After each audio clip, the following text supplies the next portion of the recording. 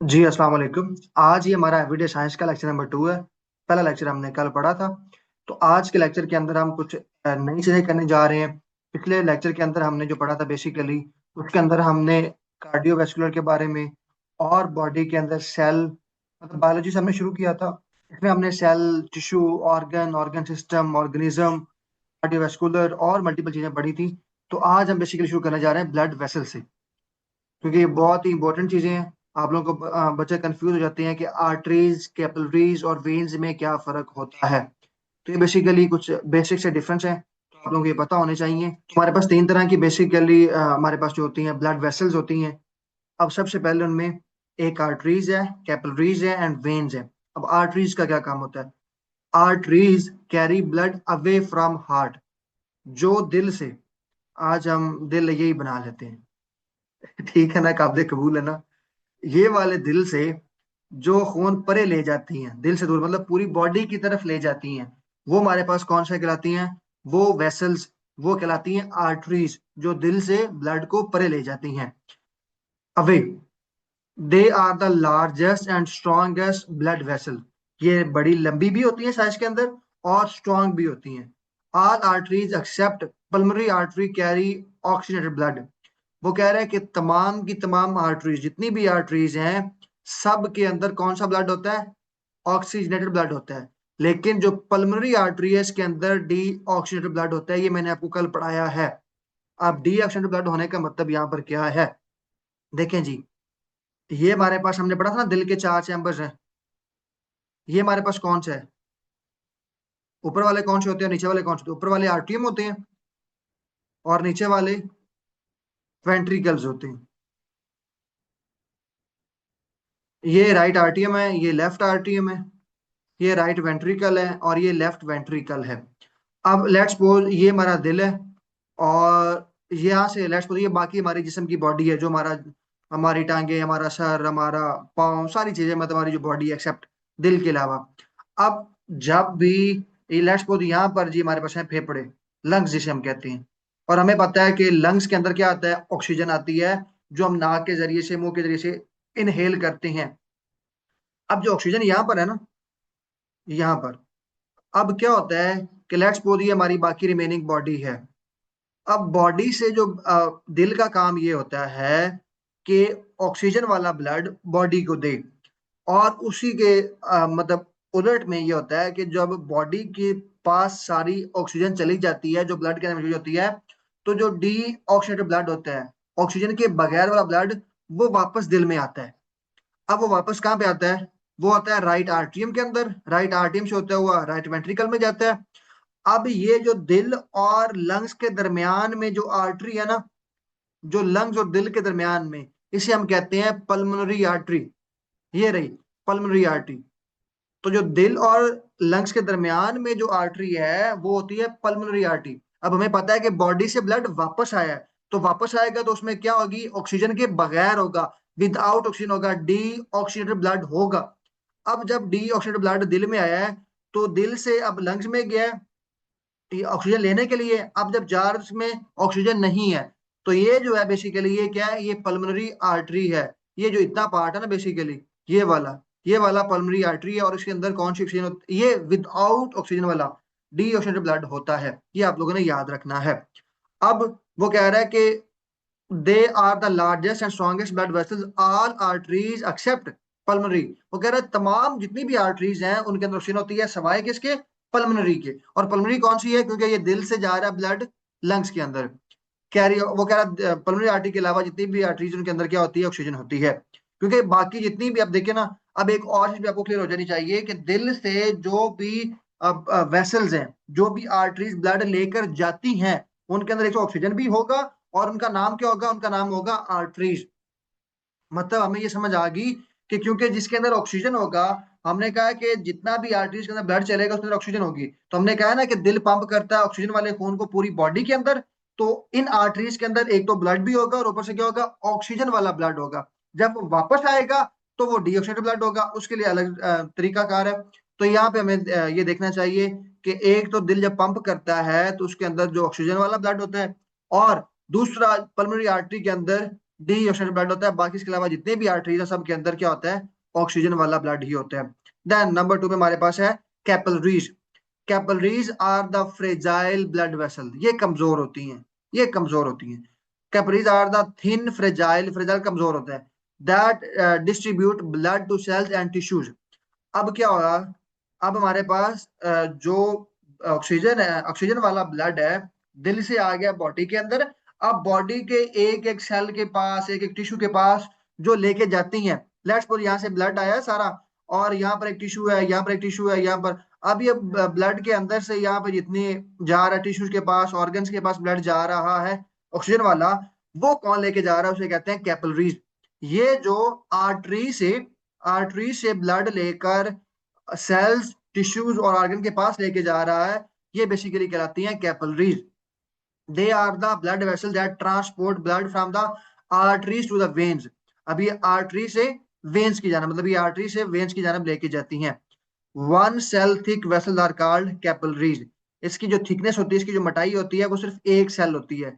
Let's suppose ये एक cell है ना, इतना सेल का लेट्स सपोज एक साइज है, तो ये बस इतनी ही मोटाई होगी इसकी, इतना ही चलेगा। ऐसा नहीं होगा कि दो दो सेल वाला नहीं होगा काम। सिर्फ और सिर्फ इसकी कितनी होगी थिकनेस, एक सेल वाली, बस जितना सेल एक पूरा आ रहा है बस उतनी ही है, उसके अलावा कुछ नहीं है। तो इस तरह से इसमें जुड़ी होती है वैसे तो। और उसके बाद लास्ट में हमारे पास है वेन्स। वेन्स क्या होती है, veins carries blood toward the heart. जो हमारे पास हमारे जिस्म से खून वापस दिल में जा रहा होता है, वो कौन सी वेसल्स लेके जा रही होती हैं, उन्हें हम कहते हैं veins. Veins carry blood toward the heart. All veins accept pulmonary veins carry D oxygenated blood. अब यहाँ पर एक और बड़ी इंपॉर्टेंट चीज आ गई है।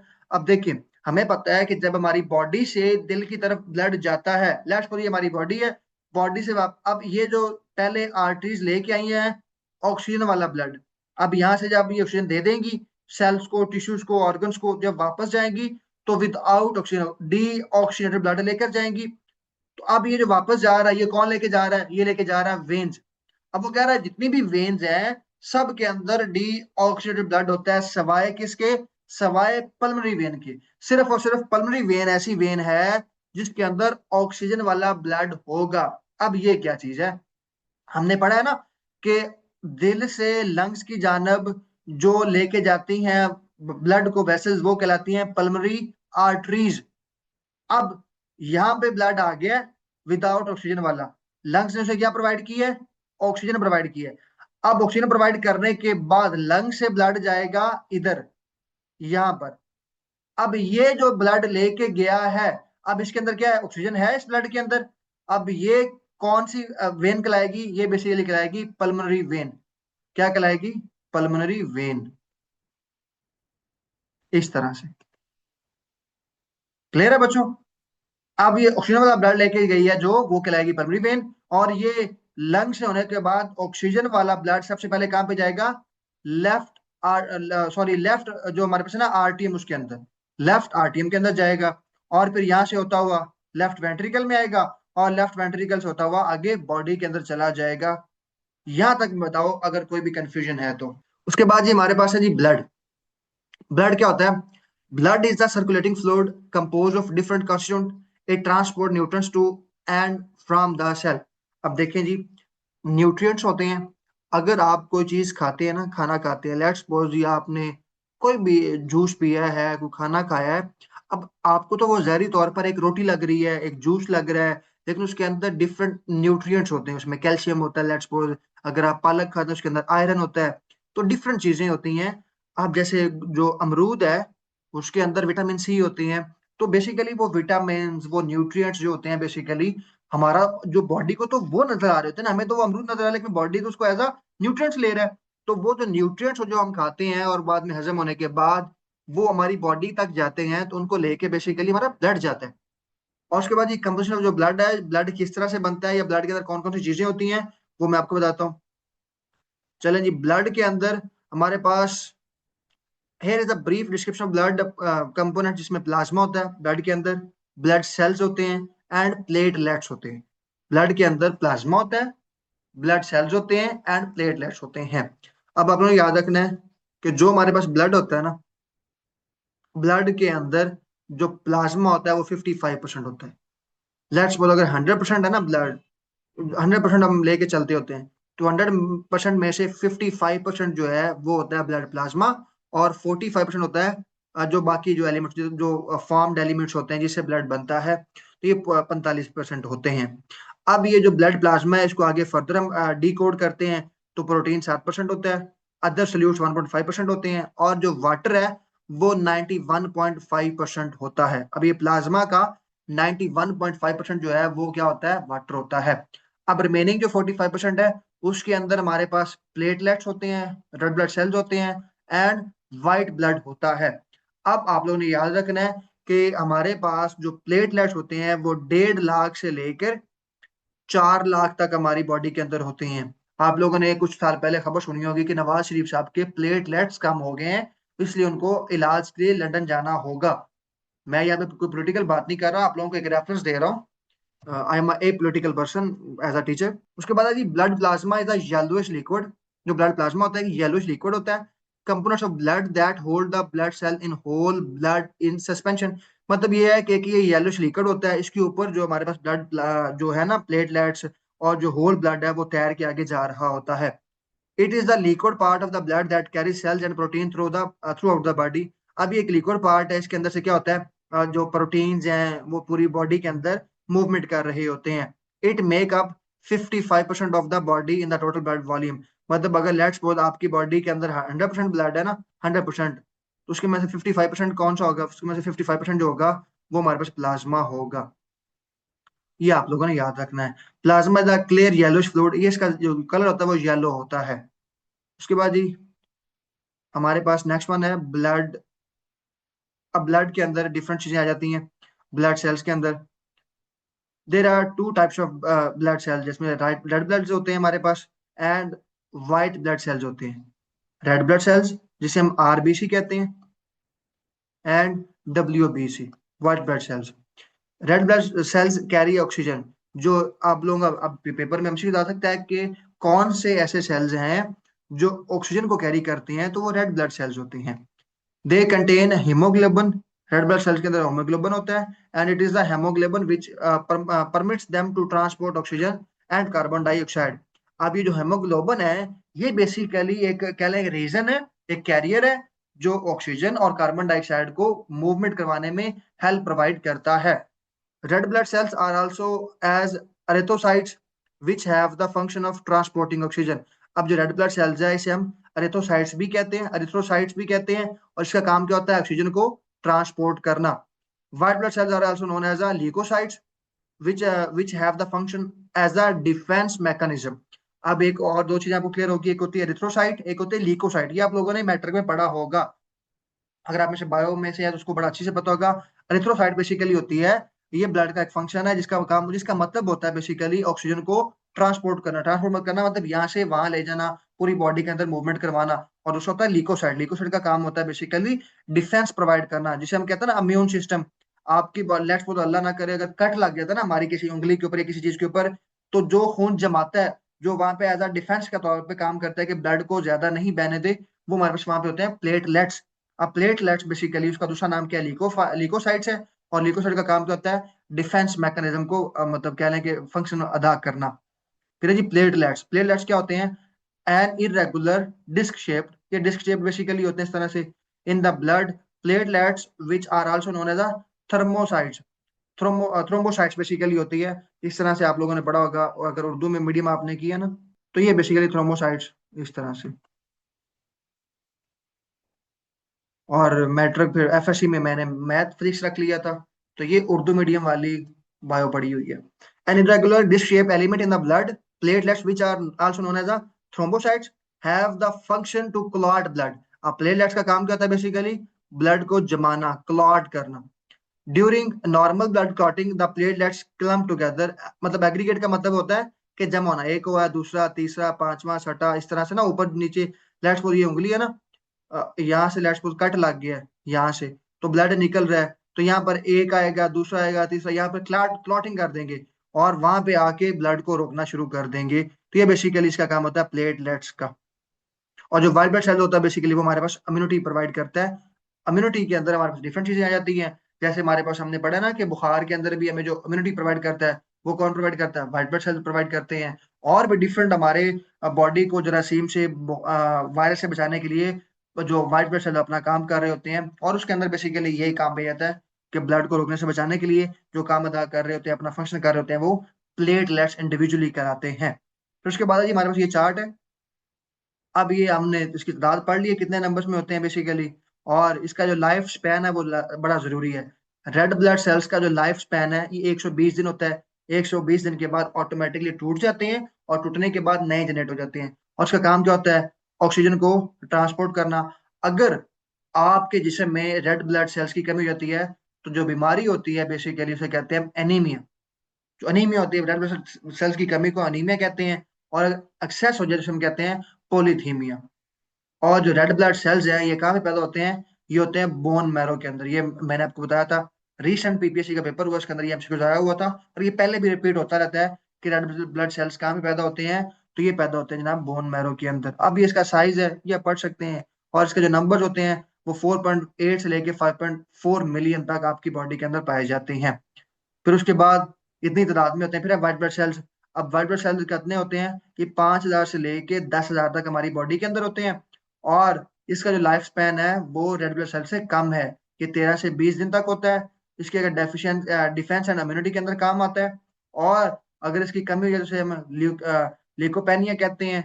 और अगर एक्सेस हो जाए तो हम ल्यूकेमिया कहते हैं। और ये भी bone marrow and lymph nodes के अंदर ये पैदा होते हैं। उसके बाद प्लेटलेट्स हैं। प्लेटलेट्स की तादाद कितनी होती है? 1.5 लाख से लेके 4 लाख तक। ये आप याद रख सकते हैं कि नवाज शरीफ साहब के कम हुए थे प्लेटलेट्स, तो उनकी तादाद कितनी होनी चाहिए? तो नवाज शरीफ के जो ब्लड जो होते हैं ना प्लेटलेट्स, उनकी तादाद होनी चाहिए 1.5 लाख से लेके 4 लाख तक होनी चाहिए। तो उनके कम हो गए तकरीबन 1.5 लाख के 2 लाख के करीब रह गए थे, तो वो उनके कम हो गए थे। और उसके बाद इनका जो लाइफ स्पैन होता है वो 10 दिन का होता है। और अगर इसकी कमी हो जाए तो ये बेसिकली इसका काम क्या होता है, फंक्शन क्या होता है इसका? ब्लड क्लॉटिंग करना, ब्लड को जमाना जब ब्लड बह रहा हो, जो हमारी अगर कट लगता है तो। और इसकी कमी हो जाए तो वो क्या बनाती है? थ्रोम्बोकाई टोपेनिया बना उसके जो मर्ज बनती है। और अगर ज्यादा हो जाए तो थ्रोम्बोसाइटोसिस होता है, और ये भी बोन मैरो के अंदर ही पैदा होता है। तो हमारे पास ये तीनों बेसिकली बोन मैरो के अंदर पैदा होती हैं, और उसके साथ साथ एक है व्हाइट ब्लड सेल जो बोन मैरो के साथ साथ लिम्फ नोड्स के अंदर भी पैदा होती है। तीनों बोन मैरो के अंदर तो हो ही रहे, लेकिन जो व्हाइट ब्लड सेल्स है वो बोन मैरो के साथ साथ लिम्फ नोड्स के अंदर भी पैदा हो रहा है। अब आप लोगों को पता है फंक्शन ऑफ ब्लड क्या होता है, कि हम पहले पढ़ चुके हैं। ऑक्सीजन वाला ब्लड, ऑक्सीजन ब्लड लेके जाना, डीऑक्सीजन ब्लड लेके जाना, फूड को ट्रांसपोर्ट करना, और इसके डिफरेंट काम्स हैं, न्यूट्रंस को ट्रांसपोर्ट करना। ये आप लोगों को मैं पहले पढ़ा चुका हूँ। उसके बाद ये ब्लड प्रेशर है। अब ये इंपॉर्टेंट आ जाते हैं एमसीक्यूज। प्रेशर क्या होता है बेसिकली? प्रेशर का जो फार्मूला होता है, प्रेशर की डेफिनेशन है force per unit area. Let's suppose ये हमारे पास एक एरिया है ना, ये, और आप यहाँ ऊपर से फोर्स लगा रहे हैं। जितना आप एरिया के ऊपर फोर्स लगा रहे हैं, लेट्स सपोज जितने एरिया के ऊपर आप फोर्स लगा रहे हैं, तो ये बेसिकली क्या कहलाता है हमारे पास? ये उसका क्या कहलाएगा? लेट्स सपोज इतने एरिया के ऊपर फोर्स लगा रहे हैं, तो जो आप फोर्स लगा रहे हैं force per unit area, force per unit area हमारे पास क्या कहलाता है? ये कहलाता है प्रेशर। और ये फिजिक्स की डेफिनेशन, ये हमारा अपना सब्जेक्ट है, इसके अंदर हम जीते हैं, इसके कोई मसला नहीं है। बायो भी वैसे अच्छी है, लेकिन यहाँ पर प्रेशर क्या होता है? Force per unit area exerted by the blood on the walls of the blood vessels। Let's suppose ये आपका ब्लड वेसल्स है, जा रही है, और यहाँ पर आपका ब्लड चल रहा है, और जो ब्लड आपका इन वेसल्स के ऊपर फोर्स लगा रहा है, इसके ऊपर फोर्स लगा रहा है, ये बेसिकली है प्रेशर। लेट्स सपोज यहाँ पर इसने फोर्स लगाई है, यहाँ पे प्रेशर लग रहा है, यहाँ पर लगाई है, यहाँ पर लग रहा है। तो जो फोर्स पर यूनिट एरिया, जिस पर्टिकुलर खास तौर पर उस एरिया के ऊपर जो फोर्स लग रही है, वो हमारे पास कहलाता है ब्लड प्रेशर। अब ये जो हम कहते हैं ना कि ब्लड प्रेशर बढ़ गया है, तो ब्लड प्रेशर बढ़ने से क्या होता है? समटाइम वो मुंह लाल हो जाता है, नसें फूल जाती हैं। वो क्यों? क्योंकि जो आपका ब्लड है वो आपकी वेसल्स के ऊपर फोर्स ज्यादा लगा रहा है, और फिर आपका जो ब्लड प्रेशर वो बढ़ जाता है। उसके बाद ये the blood pressure is the pressure of the blood in arteries. तो ये आर्टरीज के अंदर क्या है? ब्लड का जो प्रेशर लगना है या फोर्स लगना है। अब जो जो सिस्टोलिक ब्लड प्रेशर होता है वो बेसिकली 140 से लेके 110 से लेके 140 mmG/Hg, मिलीमीटर मरकरी होता है। mmHg आप इसे याद कर सकते हैं। 110 से 140 mmHg होता है, ये Hg मतलब मरकरी होता है। Is higher than the diastolic blood pressure. मतलब जो सिस्टोलिक ब्लड प्रेशर होता है वो ज्यादा होता है, और उसकी रेंज होती है 110 से लेके 140 तक। और जो डायस्टोलिक प्रेशर होता है वो 60 से लेके 90 mmHg तक होता है। The standard value for blood pressure is in human, तो ये हमें पता है स्टैंडर्ड कितना होता है, 80 से लेके 120 mmHg तक होता है, एक स्टैंडर्ड है। और उसके साथ साथ हमारे पास जो है increase blood pressure value in human called hypertension. अब दो और बड़ी इंपॉर्टेंट है हमारे पास चीजें, वो कौन कौन सी हैं बेसिकली। अगर आपके बॉडी के अंदर ब्लड प्रेशर बढ़ जाता है, ज्यादा हो जाता है, उसे हम कहते हैं हाइपरटेंशन। अगर कम हो जाता है उसे हम कहते हैं हाइपोटेंशन। हाइपो और हाइपर, हाइपर मतलब कहते हैं ना कि वो बंदा हाइपर हुआ खड़ा, उसको बड़ा गुस्सा आया हुआ है, तो हाइपर होना मतलब ब्लड प्रेशर बढ़ गया है। और अगर आप ठंडे सुकून से बैठे हैं ना, उसका मतलब हाइपो है, अब कम हो गया ब्लड प्रेशर। उसके बाद increase level of sodium can be hypertension, can be cause. अब अगर आपकी बॉडी के अंदर, ब्लड के अंदर सोडियम ज्यादा हो जाए तो उससे क्या होता है, हाइपरटेंशन हो जाती है। और उसके बाद देसी टोटके अपनाए जाते हैं, बोतल पिला दो जी, नमक खिला दो इसको, वो भी वैसे बड़े इफेक्टिव होते हैं। फिर उसके बाद जी ब्लड ग्रुप्स हम लोगों को पता है, ए प्लस होता है, नेगेटिव होता है, B plus B negative, A B plus, A B negative, O positive, O negative. मेरा जीओ पॉजिटिव ब्लड है, अगर किसी को चाहिए हो तो बता सकते हैं। उसके बाद है जी ब्लड प्रेशर, ब्लड ग्रुप है। अब देखें जी, एक है ब्लड ग्रुप है ओ नेगेटिव। ओ नेगेटिव कौन सा होता है, इसे हम कहते हैं यूनिवर्सल डोनर। ओ नेगेटिव एक ऐसा ब्लड ग्रुप है, ये किसी को ब्लड दे सकता है। लेट्स सपोज अगर अल्लाह ना करे, ये जो ए, ये है ना ए नेगेटिव वाला बंदा, इसको ब्लड चाहिए, इसको ब्लड कहीं से मिल नहीं रहा, या तो उसको ए नेगेटिव चाहिए, या फिर ये ओ नेगेटिव वाला बंदा भी इसको ब्लड दे सकता है, किसी को भी ब्लड दे सकता है ये, किसी को भी। और उसके बाद है जी blood group A B positive is a universal recipient. अब ये जो ए बी पॉजिटिव है ना, ये वाला, ये बेसिकली क्या है, यूनिवर्सल रिसेपिएंट है। अब ये जो ओ नेगेटिव है, ये किसी को ब्लड दे सकता है, और ये कोई भी ब्लड एक्सेप्ट कर सकता है, ये कोई भी ब्लड ले सकता है। लेट्स सपोज एक बंदा है, वो पेशेंट है, और उसका ब्लड ग्रुप है A B positive, A B positive, तो ये जो है यूनिवर्सल रिसेपिएंट है, इसको कोई भी ब्लड दिया जा सकता है। That's it. उसके बाद है जी, a person with AB blood group is sometime called a universal recipient।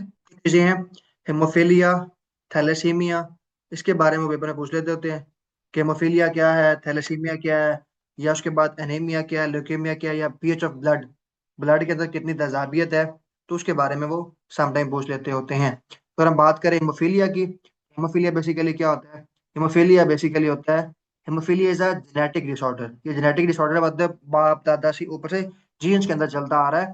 Genetic disorder in which blood fails to clot due to deficiency of certain clotting factor. तो अगर किसी बंदे को हेमोफीलिया है, और उसका अगर बॉडी में कट लग जाता है, तो वहां पे उसकी क्लॉटिंग नहीं हो पाती, ब्लड रुकता नहीं है इतना आसानी के साथ, fails to clot due to deficiency of certain clotting factor.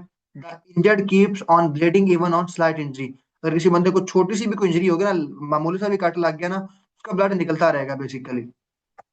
और क्यों, क्योंकि उसको हिमोफीलिया है, और हिमोफीलिया के अंदर ब्लड क्लॉटिंग का जो फैक्टर है वो बहुत कम होता है। और क्योंकि वहां पे हमें पता है ना, अगर जहाँ पे इंजरी होती है, वहां पर तो बेसिकली क्या होना चाहिए, कि अगर आप मतलब वहां पे आके प्लेटलेट्स को जमा होना चाहिए, और वहां पे क्या होना चाहिए, उसको उस चीज को क्लोज करना चाहिए ताकि ब्लड ज्यादा ना बह पाए, लेकिन ऐसा नहीं हो पाता, और उसकी वजह से नुकसान क्या होता है, नुकसान ये होता है कि ब्लड रुक नहीं पाता। अगर मिनिमम स्लाइड छोटी सी भी इंजरी की होती है, तो ब्लड बहता रहता है। और उसके बाद नेक्स्ट वन अगर हम बात करें, तो नेक्स्ट वन हमारे पास है thalassemia. Thalassemia is a inherited blood disorder. ये भी वही, अब जीन्स के अंदर ये पाई जाती है, आपके जीन्स के अंदर।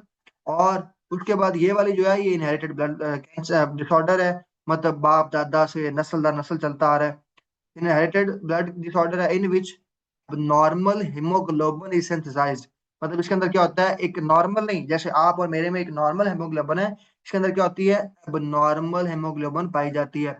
और हमें पता है कि थैलेसीमिया वाले मरीज को क्या होता है, कि बार बार उसका ब्लड को उसको डोनेट करना, उसको ब्लड लेना पड़ता है। जो एक थैलेसीमिया वाला बंदा है, उसको उसका क्योंकि मतलब खून साफ नहीं हो रहा था बार बार, तो उसको फिर क्या करना होता है, उसको ब्लड कंटिन्यूसली लगवाना पड़ता है कुछ वक्फे के बाद। फिर एनीमिया है, ल्यूकेमिया है। अब एनीमिया क्या होता है, एनीमिया से deficiency of red blood cell हम पहले पढ़ चुके हैं, और ल्यूकेमिया भी हम पहले पढ़ चुके हैं। बात है जी पीएच ऑफ ब्लड, ये इंपॉर्टेंट एमसीक्यूज है। तो पीएच ऑफ ब्लड जो बेसिकली होती है, वो 7.35 से लेके 7.45 तक होती है। अब मुझे आप को बच्चा बताएगा, ये एसडी का ये बेसिक है, बेसिक। अब देखे ना ये 7.35। अब ये जो ब्लड है 7 पे, इस पॉइंट के ऊपर ब्लड होता है न्यूट्रल। न्यूट्रल होता है ब्लड की पीएच, मतलब होता है ये चेक किया जाता है कि ब्लड एसिड है या बेसिक है, एसिडिटी या बेसिडिटी चेक की जाती है। अगर ब्लड की पीएच लेट्स सपोज 7 होती तो वो न्यूट्रल होता, लेकिन ये 7 से थोड़ी सी ज्यादा है। तो अगर हम 7 से 14 तक जाएं तो ब्लड क्या हो जाता है, मतलब ये अगर 7 से लेके 14 तक जाएं तो कोई भी चीज हो जाती है बेसिक, बेसिक हो जाती है। और अगर 7 से पहले तक रहें तो यहाँ पे हो जाती है एसिडिक। तो ये आप लोगों ने याद रखना है। अब ये 7 से ज्यादा है तो ये ब्लड क्या होता है, बेसिक होता है। तो यहाँ से दो एमसीक्यू जा सकते हैं। एक ये आ सकता है कि ब्लड की पीएच कितनी होती है, और दूसरा ये आ सकता है कि ब्लड एसिडिक है या फिर बेसिक है। तो आप लोगों को ये पता होगा, अगर बेसिक कंसेप्ट पता होगा तो फिर आपको आसानी से पता चल जाता है कि ब्लड जो है वो स्लाइटली स्लाइटली सा, ज्यादा नहीं स्लाइटली सा बेसिक होता है। अगर कोई भी चीज 14 के करीब है तो वो बहुत ज्यादा बेसिक है, बहुत ज्यादा। और अगर कोई चीज 0 के करीब है तो वो बहुत ज्यादा एसिडिक है। लेकिन अगर यहाँ पे लेट्स सपोज कुछ चीज यहाँ पर है तो वो स्लाइटली सा हल्का सा उसके अंदर एसिड तेजाबियत है, तो यहाँ पे ये चीज है तो वो हल्की सी बेसिक है। तो ये बेसिकली हमारे पास क्या होता है, एसिडिटी और बेसिडिटी का फैक्टर हमने देखा है। अब ये कुछ पास्ट पेपर्स के एमसीक्यूज हैं, ये आप लोगों ने बड़े आसानी से बने हुए हैं, ये आप लोगों ने खुद से पढ़ लेने हैं, ये इंशाल्लाह आप लोगों के लिए काफी हेल्पफुल रहेंगे। उसके बाद नेक्स्ट वन हमारे पास है, अब हमें पता है ब्रेन बेसिकली किसका हिस्सा होता है, सेंट्रल नर्वस सिस्टम का। सेंट्रल नर्वस सिस्टम का जो बेसिकली पार्ट क्या होता है, अभी एक सेंट्रल नर्वस सिस्टम है, उसके अंदर बेसिकली हमारे पास ब्रेन और स्पाइनल कॉर्ड होता है। The central nervous system is divided into two parts. जो सेंट्रल नर्वस सिस्टम है उसके दो पार्ट्स होते हैं। अब एक उसका ब्रेन है और दूसरा है स्पाइनल कॉर्ड। अब जो ब्रेन है वो सेंट्रल नर्वस सिस्टम का 90% होता है। अगर हिंदी में बोले तो 90% होता है। तो ये बेसिकली 90% होता है ब्रेन का। क्या मतलब, जो सेंट्रल नर्वस सिस्टम है उसका 90% जो होता है वो ब्रेन होता है, और जो 10% होता है वो स्पाइनल कॉर्ड होता है। अगर हम ब्रेन की बात करें पर्टिकुलरली, तो ब्रेन बेसिकली क्या होता है, अब ब्रेन जो है वो बहुत इंपॉर्टेंट टॉपिक है। आप लोगों ने इसको जरा देखना है, इसके जो मुख्य पार्ट्स होते हैं। अब जो ब्रेन है इसके अंदर the brain is a soft wrinkled organ that weight about 3 pound. जो दिमाग का जो वेट होता है वो कितना होता है, वो 3 पाउंड बेसिकली होता है। ये आप लोगों ने याद रखना है, 3 पाउंड बेसिकली दिमाग का वेट होता है। Is located in side the corneal activity with the bones of the skull around the, मतलब सराउंड एंड प्रोटेक्टेड प्रोटेक्टेड। जो स्कल होता है ना हमारा, ये जो खोपड़ी होती है, ये बेसिकली क्या कर रही है, दिमाग को प्रोटेक्ट कर रही होती है बरूनी किसी भी चोट से, बरूनी किसी भी हमले से। तो सबसे पहले क्या होता है, जो हमारा ब्रेन है उसको स्कल ने, जो हमारा स्कल है उसने उसको एक प्रोटेक्शन प्रोवाइड की हुई है। तो आप लोगों ने ये इसको याद रखना है। उसके बाद ये नेक्स्ट वन हमारे पास है, अब दिमाग इसका जो वेट होता है वो 3 पाउंड के करीब होता है। Is located in side the carnal activity with the approximately 100 billions neurons of the brain. मतलब कितने होते हैं, 100 बिलियंस न्यूरॉन्स पाए जाते हैं ब्रेन के अंदर। Form the main control centre of the body. मतलब जो हमारी बॉडी का जो कह लेंगे कंट्रोल किया जाता है ना, वो 100 बिलियन न्यूरॉन से किया जाता है। लेट्स सपोज अगर आपका पाँव जो कांटे के ऊपर आता है, तो वो कौन आपको इन्फॉर्मेशन देता है कि जल्दी से पैर उठा लो, वो न्यूरॉन्स होते हैं बेसिकली। अब ये जो हमारा बॉडी का जो सिस्टम है, ये कमोबेश 100 बिलियन न्यूरॉन्स से मिलकर बनता है। The brain spinal cord together form the central nervous system. मतलब ब्रेन और स्पाइनल कॉर्ड मिलकर क्या बनाते हैं, सेंट्रल नर्वस सिस्टम बनाते हैं, where information is processed and response originate. मतलब जहां पे लेट्स सपोज कोई भी इंफॉर्मेशन हमारी बॉडी के अंदर आई है ना, लेट्स सपोज अगर आपको कोई खुशी की खबर सुनाई गई है तो आपके ब्रेन में जाएगी, ब्रेन प्रोसेस करेगा कि वाकई आपने उसके ऊपर क्या रिएक्ट करना है, और रिएक्ट करने के बाद फिर आप वो खुशी का इजहार करेंगे। अब लेट्स सपोज आपने खबर सुनी है, उसके बाद आप फौरन से तो खुश हो जाते हैं ना। तो जो अगर फौरन से हम खुश हुए हैं तो वो किसकी बुनियाद पर हुए हैं, ये जो 100 बिलियन न्यूरॉन्स हैं जिन्होंने सुनते ही फौरन से, मतलब मिली सेकंड्स के अंदर वो इन्फॉर्मेशन दिमाग को दी है, दिमाग ने उसके ऊपर प्रोसेस किया है, और फौरन से वापस हमारा जो है वो मूड के ऊपर डिपेंड किया है कि हमने खुश होना है या कम खुश होना है या ज्यादा खुश होना है। तो बेसिकली हमारे पास ये ब्रेन का एक पार्ट होता है। उसके बाद नेक्स्ट वन हमारे पास है, इसके डिफरेंट पार्ट्स होते हैं ब्रेन के, टाइप्स ऑफ ब्रेन होता है बेसिकली। अब डिवाइड जो ब्रेन है ना, दिमाग हमारा, उसको हम 3 हिस्सों में डिवाइड करते हैं। एक होता है फोर ब्रेन, एक होता है मिड ब्रेन, और एक होता है हिंड ब्रेन। अब फोर ब्रेन बेसिकली कौन सा होता है हमारे पास, फोर ब्रेन बेसिकली हमारे दिमाग के अंदर part of the brain are thalamus, hypothalamus and cerebrum. ये जो फोर ब्रेन होता है इसके आगे फर्दर 3 पार्ट होते हैं।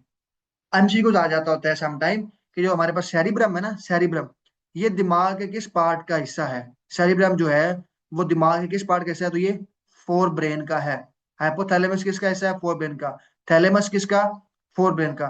मतलब दिमाग बड़ा है, उसके अंदर क्या है, उसके फर्दर पार्ट्स बनाए गए हैं, उसको डिवाइड किया गया तीन हिस्सों में, फोर ब्रेन में, मिड ब्रेन में और हिंड ब्रेन में। अब एक अगर बात करें पर्टिकुलर हम फोर ब्रेन की, तो फोर ब्रेन के आगे फर्दर तीन सब पार्ट्स हैं। एक थैलेमस है, एक हाइपोथैलेमस है एंड तीसरा जो है सेरिब्रम है।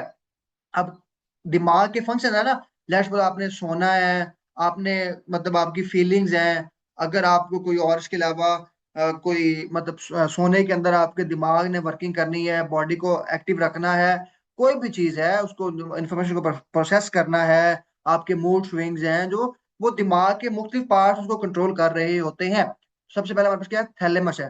थैलेमस का काम क्या होता है? Thalamus is involve in consciousness, sleep and awaking. हमारे पास जो कॉन्शियसनेस होता है ना, अपने होश में आना या मदहोश हो जाना या बेहोश हो जाना, तो ये थैलेमस का पार्ट होता है, थैलेमस उसको कंट्रोल कर रहा होता है। फिर दूसरा हाइपोथैलेमस है। Hypothalamus area of the brain is responsible for control of the body temperature. It also control feelings such as rage, pain, pleasure, hunger, thirst and sorrow. तो जो हाइपोथैलेमस बेसिकली होता है, ये हमारे बॉडी के टेम्परेचर को control कर रहा होता है, और उसके साथ साथ ये इन चीजों को भी कंट्रोल कर रहा है, जिसमें रेग है, पेन है, प्लेयर है, हंगर है। आपको भूख लगी है तो आपको कौन बताएगा? आपके दिमाग को। तो ये हाइपोथैलेमस बताएगा। उसके बाद हमारे पास, a child playing outside in the morning came inside the house to drink water, his pupil size change, hypothalamus of the brain is responsible for it. तो वो कह रहा है जो बच्चा बाहर खेल रहा है, वो घर में आया है पानी पीने, तो वो किसने बताया उसको कि आपको पानी पीना, अपने घर जाना है? वो बेसिकली हाइपोथैलेमस उसको बता रहा है। और उसको प्यास फील हुई है तो वो घर में आया है। उसके बाद ये सेरिब्रम। अब सेरिब्रम जो बेसिकली ये बड़ा पार्ट होता है, इसका मेन काम होता है cerebrum control the listening, writing and intelligence. आप कितने ज्यादा जहीन है, आप जो चीजें लिख रहे हैं, जो चीजें आप सुन रहे हैं, वो कौन सी चीज उसको डील कर रही होती है? सेरिब्रम कर रही होती है। In mammals, the part of the brain that has reached highest level of development and that has enabled a humans to grow their own crops, invent machine, develop language and art is cerebrum। मतलब जितना भी वो काम कह रहे हैं कि जो भी डेवलपमेंट होती है, जो भी इन्वेंशन हुई है, कोई भी नई चीज बनानी है, क्योंकि इंटेलिजेंस का जो कह लें कि म्यार वो किस पे है, ये इंटेलिजेंस जो है कौन सी चीज कंट्रोल करती है, वो सेरिब्रम है। वो कह रहे हैं जितने भी अतरंगी या नए आइडियाज आ रहे होते हैं वो सेरिब्रम से आ रहे होते हैं। और उसके बाद हमारे पास नेक्स्ट वन क्या है? नेक्स्ट वन है जी the brain the site for intelligence, memory and emotion is present in cerebrum. मतलब आप कह लें कि जो आपका इंटेलिजेंस है, मेमोरी है, उसके बाद इमोशंस हैं, वो कहाँ पे होते हैं? सेरिब्रम के अंदर होते हैं। The surface of cerebrum is called cortex. जो हमारे पास सेरिब्रम है उसकी जो सरफेस होती है बेसिकली वो क्या कहलाती है? उसे हम कहते हैं कॉर्टेक्स कहते हैं। नेक्स्ट वन हमारे पास है हिंड ब्रेन। अब हिंड ब्रेन क्या होता है? इसके आगे फर्दर तीन पार्ट है। एक है मेडुल्ला ऑब्लोंगेस्टा, मेडुल्ला ऑब्लोंगेटा जो होता है बेसिकली, दूसरा होता है सेरिबेलम होता है, एंड देन पॉन्स होता है। अब मेडुल्ला ऑब्लोंगेटा जो बेसिकली होता है, ये होता है रेस्पिरेटरी सेंटर होता है, is situated in medulla oblongata. और दूसरा बेसिकली होता है blood pressure, breathing, heart rate and swelling. Let's suppose आप सो रहे हैं और आपके हार्ट को जो कंटिन्यूसली चला रहा है, वो चला रहा था मेडुल्ला ऑब्लोंगेटा बेसिकली चला रहा है। आपके ब्लड प्रेशर को कंट्रोल कंट्रोल जो करता है वो भी ये करता है। स्वेलिंग, जो आप खाना स्वेलो करते हैं वो भी, और उसको कंट्रोल करता है मेडुल्ला ऑब्लोंगेटा। उसकी वजह सेरिबेलम है। सेरिबेलम जो हमारी मूवमेंट को, हमने आगे जाना है, पीछे जाना है, हाथ इधर उधर करना है, तो उसको कौन कंट्रोल कर रहा होता है? सेरिबेलम कर रहा होता है। फिर है pons. Pons is present on top of medulla. ये मेडुल्ला के ऊपर पाया जाता है pons. It assist medulla in controlling breathing. तो ये बेसिकली, अब मेडुल्ला का काम क्या होता है? ब्रीथिंग को, ये रेस्पिरेटरी सेंटर है ना, ये रेस्पिरेशन को कंट्रोल कर रहा होता है। अब इसके ऊपर क्या पाया जाता है? पॉन्स। अब ये जो पॉन्स है बेसिकली, ये मेडुल्ला ऑब्लोंगेस्टा को क्या करता है? इसको ब्रीथिंग करने में इसकी हेल्प प्रोवाइड कर रहा होता है। तो ये अब बच्चों ने कह दिया, ठीक आ रही है। बेसिकली हम इसको दोबारा देख लेते हैं। हमारे दिमाग का दूसरा पार्ट उसे कहते हैं हिंड ब्रेन। अब हिंड ब्रेन के फर्दर तीन पार्ट होते हैं। मेडुल्ला ऑब्लोंगेस्टा होता है, सेरिबेलम होता है एंड पॉन्ज होता है। अब जो मेडुल्ला होता है बेसिकली, मेडुल्ला ऑब्लोंगेस्टा बेसिकली हमारे पास वो रेस्पिरेटरी सेंटर को, मतलब जो हम सांस ले रहे होते हैं ना, उसको डील कर रहा होता है। और ब्लड प्रेशर, ब्रीथिंग को, जो हम सांस ले रहे होते हैं, हार्ट रेट, जो हमारे ब्लड मतलब दिल की धड़कन है उसको कंट्रोल कर रहा होता है, और स्वेलो, जो हम खाना स्वेलो करते हैं उसको। अब आप लोगों को पता है, आप सो रहे होते हैं ना, तो तब भी आपका दिल तो काम कर रहा होता है, वो तो ब्लड प्रेशर और ब्लड को पंप कर रहा होता है। तो वो उसको कौन रात के सोने के टाइम, जिस दिमाग की ड्यूटी होती है कि दिल को जगाए रखना, दिल की हार्ट रेट को मॉनिटर करते रहना, वो बेसिकली होता है मेडुल्ला ऑब्लोंगेस्टा। अब देखे ना, हमारा जो पूरा दिमाग है वो रात को नहीं जाग रहा होता, क्योंकि हम सो रहे होते हैं, तो हमारे दिमाग के कुछ पार्ट्स जाग रहे होते हैं, उसमें एक वन ऑफ दी मेडुल्ला ऑब्लोंगेस्टा भी बेसिकली है। फिर सेरिबेलम है। Cerebellum control the movement. Cerebellum है वो हमारी मूवमेंट को कंट्रोल करता है। जैसे मैं हाथ इधर सीधे लेके जा रहा हूँ, तो ये मूवमेंट किसने करवाई है? हमारे पास सेरिबेलम ने करवाई है। फिर है पॉन्ज। बेसिकली मेडुल्ला ऑब्लोंगेस्टा का काम क्या होता है? ब्रीथिंग को, सांस को कंट्रोल करना। तो जो मेडुल्ला ऑब्लोंगेस्टा की हेल्प कर रहा होता है ब्रीथिंग के अंदर, सांस लेने में, उसका नाम है basically pons. Pons basically as a assistant के तौर पर, एज अ हेल्पर के तौर पे काम कर रहा होता है। उसके बाद हमारे पास है mid brain. Mid brain lies between the hind brain and the fore brain. Mid का मतलब दरमियान में होता है ना, तो इसका नाम ही बेसिकली मिड ब्रेन है। ये दरमियान में होता है, किसके? फोर ब्रेन के और हिंड ब्रेन के दरमियान में होता है। Mid brain lies between hind brain and fore brain and connects the two. तो ये इन दोनों को आपस में कनेक्ट कर रहा होता है। जैसे लेट्स सपोज एक ये फोर ब्रेन है, कि हिंड ब्रेन, दोनों को जो कनेक्ट कर रहा है, वो कौन कनेक्ट कर रहा है? वो मिड ब्रेन कर रहा है। Mid brain control the hearing and touch. तो ये इसका काम बेसिकली होता है, अगर आपने किसी को सुनना है और टच करना, तो बेसिकली उन चीजों को ये कंट्रोल कर रहे होते हैं। और ये फर्दर बेसिकली हमारे पास ये एमसीक्यूज हैं, आप इनको पास पेपर के एमसीक्यूज को लाजमी पढ़ लीजिएगा। ये आप लोगों के लिए काफी हेल्पफुल रहेंगे। जैसे कि ईईजी है और ईसीजी है, इसके एब्रीविएशन है। और एवरेज मेल ब्रेन का जो वेट है ना, हमारे दिमाग का एवरेज मेल का, वो बेसिकली 49 आउंस होता है, 1.4 kg होता है। और जो फीमेल का ब्रेन है वो बेसिकली 44 आउंस, 1.25 kg होता है। उसके बाद जी 49 आउंस जो है 1.4 kg मेल का होता है, और 1.25 kg जो है वो फीमेल का ब्रेन का साइज या कहने वेट होता है। ये 44 आपने आउंसेज में भी याद कर लेने हैं, और उसके बाद आपने केजी में भी याद कर लेना है। तो ये बेसिकली हमारे पास ब्रेन के ये कुछ क्वेश्चंस हैं, तो ये आपने देख लेने हैं इनको। अब ये देखे ना, ये बोन है ना हमारी हड्डियां। अब हड्डियों के दरमियान में ये जो कार्टिलेज पाया जाता है, जो हड्डियों को मूवमेंट करवा रहा होता है, और ये इसे हम लिगामेंट भी कहते हैं। हड्डियों की मूवमेंट करवाने के लिए कौन सी चीज जरूरी है? कार्टिलेज। अब जिन हड्डियों में कार्टिलेज नहीं ना होता, कार्टिलेज कम होता है, वो उनकी हड्डियों में आवाजें आ रही थी। लेट्स सपोज कुछ आप लोग नमाज पढ़ते होंगे ना, तो आप देखते होंगे बॉयज, तो वहां पे कुछ लोग जब वो सजदा कर रहे हैं, ऊपर नीचे जा रहे हैं, तो उन हड्डियों से आवाज आ रही होती है। और कुछ बड़ी उम्र के मेल और फीमेल दोनों में आ रही होती है, तो वो कार्टिलेज की कमी की वजह से वो आवाज आ रही होती है। अब ये स्किन भी देख लें आप। The largest sense organ the human body. जो लार्जेस्ट सेंस ऑर्गन है ह्यूमन बॉडी के अंदर, वो है जी स्किन है। Finest filament produced by human skin is here. तो बेसिकली स्किन से हेयर निकलते हैं। In the body salt is stored up in the skin. जो बॉडी के अंदर जो है ना नमक, वो बेसिकली कहाँ पे? स्किन के अंदर स्टोर्ड होता है। और उसके बाद जी हमारे पास है डिफरेंट लेयर्स ऑफ स्किन होती हैं। ये अगर आप पढ़ना चाहें तो पढ़ सकते हैं, लेकिन इंपॉर्टेंट नहीं है। उसके बाद ये आई है बेसिकली, ये हमारी पूरी आंख है।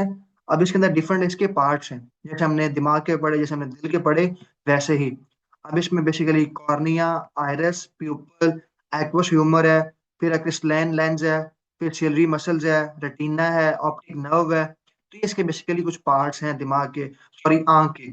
तो ये आइज के ऑर्गन्स हैं, जो विजन करने के लिए, देखने के लिए। तो इसके कौन कौन से पार्ट हैं बेसिकली, हम इनको अलग अलग देख लेते हैं, इनका काम क्या क्या है बेसिकली है। तो the eye ball can be divided into 3 layers, outer, middle and inner. मतलब कह रहे हैं जो आई बॉल है, जो नजर आने वाली हमारी आंख है, उसको 3 हिस्सों में डिवाइड किया जाता है, आउटर, मिडल एंड इनर के अंदर। अब जो आउटर है बेसिकली, उसके अंदर आउटर लेयर के अंदर क्या होता है? इट कंसिस्ट ऑफ, हमारे पास है स्कैलरिया। स्कैलरिया बेसिकली ये वाला इधर पाया जाता है, यहाँ पर बेसिकली, ये ना इधर आगे वाली साइड पे होता है, यहाँ पर ही होता है sclera. It consist of sclera, white portion of the eyes. जो हमारी आंख का वाइट पार्ट होता है ना, basically white part, face with part, उसको हम क्या कहते हैं? Sclera. And cornea, clear demo shaped curved at the front of the eye that lets in light को इंटर होने के लिए। अब देखें ना, हमारी जो आईज होती है ना, ये कर्व शेप में होती है। आप देखें ना, कर्व में है इस तरह से। इसको मैं जरा ये नीचे कर लेता हूँ। ये कर्व शेप में ना, इस तरह कर्व बन रही है, कर्व मतलब ये सीधी नहीं है, ये कर्व शेप में इस तरह से। अब ये क्या है, वो कह रहा है कि ये जो हमारे पास स्कैलरिया होता है, ये हमारी आंख का वाइट पोर्शन होता है, उसे हम स्कैलरिया कहते हैं। और जो एक डोम शेप का, डोम मतलब डोम शेप का एक मकबरे नुमा इस तरह से जो मुड़ा हुआ होता है, उसे हम कहते हैं कॉर्निया। ये पार्ट है बेसिकली, ये यहाँ पर खड़ा है, ये ये वाला पार्ट। अब ये देखें, वो मुड़ना इस तरह मोड़ शो कर रहा है ना, जैसे मोड़ आ रहा था सड़क के अंदर, वैसे बेसिकली और उसके बाद क्या है, फर्दर हमारे पास है ये जो कॉर्निया होता है, बेसिकली ये लाइट को इंटर होने के लिए ज्यादा देर होता है। फिर है जी मिडल लेयर, दिमाग की दरमियानी जो पार्ट होता है, इसके अंदर होता है consist of iris. Iris basically क्या होता है, present between the cornea and the lens. ये जो हमारी आंख का लेंस है और कॉर्निया के दरमियान में पाया जाता है। और जो आयरस का बेसिकली काम होता है, the iris open and close the pupil. जो आयरस होता है बेसिकली प्यूपल को बंद और क्लोज करता है। ये हम अगर इसको करें ना, इसको ऐसे, अब ये देखें, अब ये देखें, ये आयरस है ना। अब आयरस का बेसिकली काम क्या होता है, अब ये है जी प्यूपल, ये प्यूपल है। अब ये है जी आयरस, ये भी आयरस है। अब ये आयरस का काम बेसिकली होता है प्यूपल को बंद या क्लोज करना। प्यूपल को बंद या क्लोज करने में जो हेल्प प्रोवाइड करता है वो कहलाता है हमारे पास आयरस। ये आपने इस तरह इसको याद कर लेना है। ये इस तरह से एमसीक्यू आते हैं कि आयरस का क्या काम है, प्यूपल का क्या काम है। उसके बाद है जी the iris open and close the pupil, the small central opening, जो दरमियान वाली स्मॉल सेंट्रल ओपनिंग होती है उसको बंद या क्लोज करने में। Change the amount of light entering the eye. Let's suppose अगर आप बहुत ज्यादा आंख के ऊपर रोशनी पड़ रही ना, तो आप आंख क्या कर लेते हैं, क्लोज थोड़ी सी खोल लेते हैं। और अगर आप थोड़ा सा नजर, आप लेट्स सपोज अगर कहीं पे रोशनी कम है तो आप बड़ी आंखें खोलते हैं। तो वो आंख को बड़ा या ऊपर छोटा खोलने में कौन सी चीज हेल्प करती है, वो करता है जी आयरिस। और ये मिडल लेयर के अंदर होता है। फिर होता है इनर लेयर। इनर लेयर के अंदर क्या होता है, it consist of retina, where is form on a point called fovea basically. और रेटिना बेसिकली काम ये होता है जिसके ऊपर इमेज बनती है। अब आपने, लेट्स सपोज आप मुझे देख रहे हैं, तो जो रोशनी आपकी आंख में जा रही है वो रेटिना के ऊपर जाके टकरा रही है और वहां पे मेरी इमेज बन रही है। और आपकी जो मेरे माइंड के अंदर, ये मेरी आंख के अंदर इमेज बन रही है, वो भी रेटिना के अंदर जाके बन रही है, दिमाग के इनर लेयर के अंदर। Information send from retina to brain via optic nerve. अब जब हमारी जो आंख से रोशनी गुजर के जाकर रेटिना के ऊपर जाती है, वहां पे इमेज बनाती है, और वहां से फिर वो ऑप्टिक नर्व के जरिए दिमाग तक सिग्नल जाते हैं, और फिर दिमाग उसको आगे प्रोसेस करता है। Retina contains two type of cell. Retina के अंदर दो टाइप के सेल्स होते हैं। अब इसके अंदर lens of camera is analog in retina in the human आई। अब ये कहना है कि जो हमारी आंख के अंदर जो लेंस पाया जाता है वो एक एनालॉग होता है। अब वो क्योंकि वो अकॉर्डिंग टू सिचुएशन अपने आप को मोल्ड करता रहता है, बड़ा या छोटा होता रहता है। क्योंकि लेट्स सपोज अगर हमारी आंख को दूर की चीज सेंस करनी देखनी है, तो हम उसको उस तरह से देख रहे होते हैं। अगर क्लोज की देखनी है तो हम नॉर्मल आई के साथ देख रहे होते हैं। तो ये अपने आप को मॉडिफाई टाइम टू टाइम कर रहा होता है। फिर कौन रिस्पॉन्सिबल फॉर कलर विजन।